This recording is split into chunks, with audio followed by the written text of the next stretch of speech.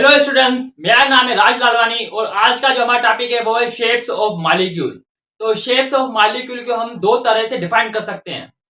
एक है through the VSEPR model and through the hybrid orbital models. VSEPR model की full form है valence shell electron pair repulsion theory और दूसरा है हाइब्रिड ऑर्बिटल्स मॉडल। तो चलिए सबसे पहले विस्पर थ्योरी को डिस्क्राइब करते हैं और उसके बाद हाइब्रिड ऑर्बिट मॉडल्स को डिस्क्राइब करते हैं। Valence shell electron pair repulsion theory, इसको बोलते हैं विस्पर थ्योरी। ये सेडविक एंड पोवेल ने 1940 में दी थी। इस थ्योरी के हिसाब से represent of electron pair in valence shells और central atom describe the shape of molecule. जैसे कि आप सबको पता है कि सेंट्रल एटम जो कम तादाद में हो उसे बोलते हैं। तो ये देखें, जैसे कार्बन डाइऑक्साइड है ना, कार्बन CO2 से कम है तो O2 2 है, C 1 है तो C सेंटर में हो गया और इसके O2 साइड में हो गए, तो ये क्या सेंट्रल मेटल एटम हो गया। तो सेंट्रल एटम में जो वैलेंस शेल है उसमें जो इलेक्ट्रॉन्स पेयर है उनके रिपल्जन के नतीजे में जो शेप बनती है उस थ्योरी को valence shell electron pair repulsion theory. Main parts of this theory, there are two electron pair in valence shell of central atom। Central atom के वैलेंस शेल में दो इलेक्ट्रॉन पेयर्स मौजूद होते हैं। एक का नाम है बॉन्डिंग इलेक्ट्रॉन पेयर, दूसरे का नाम है lone pair. Bonding electron pair को बोलते हैं active electron pair. Active electron pair इस वजह से बोलते हैं क्योंकि ये बॉन्डिंग में पार्टिसिपेट करते हैं, ये बॉन्डिंग में पार्टिसिपेट करते हैं। और लोन पेयर इस वजह से बोलते हैं क्योंकि ये बॉन्डिंग में पार्टिसिपेट नहीं करते हैं, तो इस वजह से इसका दूसरा नाम हो जाएगा लोन पेयर या नॉन बॉन्डिंग पेयर या इनएक्टिव इलेक्ट्रॉन पेयर्स। तो देखें, being similarly charge bond pair lone pairs repel each other due to repulsion electron pairs arrange themselves and form shapes of molecule.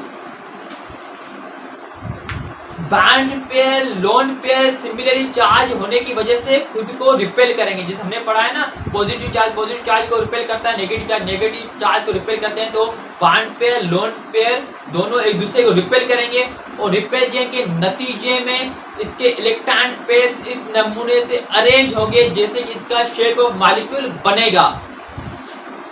देखें, लोन पेयर के बीच में जो repulsion सबसे ज्यादा होगी, लोन पेयर बॉन्ड पेयर के बीच में उससे कम होगी और बॉन्ड पेयर बॉन्ड के बीच में सबसे कम होगी।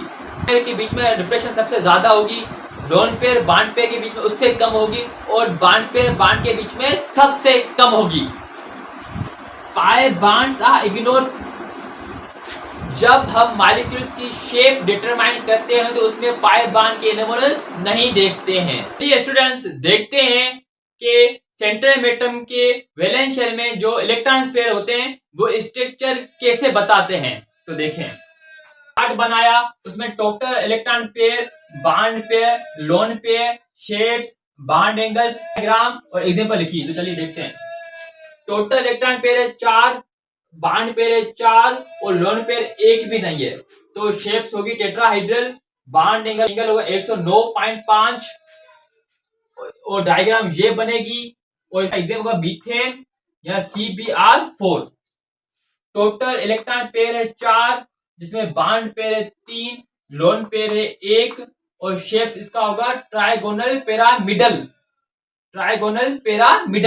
और इसकी बॉन्ड एंगल होगी 107 और इसकी डायग्राम होगी ऐसे और इसकी एग्जांपल होगी NH4 और PCl3।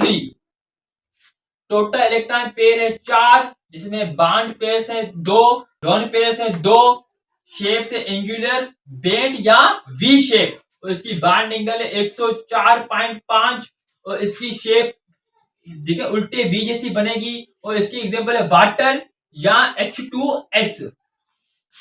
टोटल इलेक्ट्रॉन पेयर है 3 जिसमें तीनों ही बॉन्ड पेयर्स हैं, लोन पेयर 1 भी नहीं है, तो इसकी शेप बनेगी ट्राइगोनल प्लेनर। इसकी बॉन्ड एंगल होगी 120। ये देखिए पंखे के नहीं पंख होते हैं, एग्जैक्टली शेप वैसे बनेगी और इसकी एग्जांपल है BF3 या इथीन।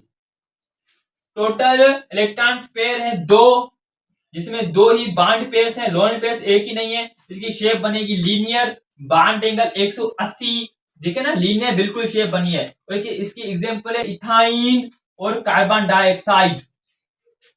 तो यहाँ पे स्टूडेंट्स हमारा विस्पर मॉडल खत्म होता है।